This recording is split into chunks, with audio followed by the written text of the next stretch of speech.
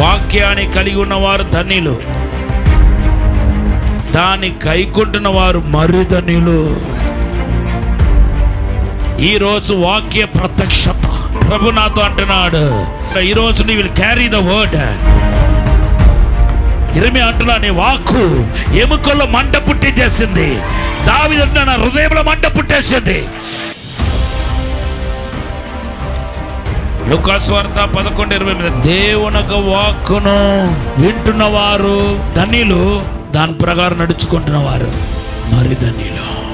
నువ్వు వాక్యాన్ని మోస్తే సాక్షాత్తుగా యేసునే మోస్తున్నావు అర్థం. నిబంధన మందస్సు నీ భుజం మీద ఉందని అర్థం.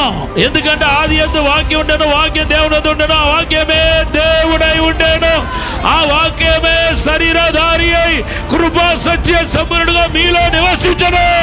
వాక్యానిలో ఉంటే యేసు ఉన్నట్టు లెక్క.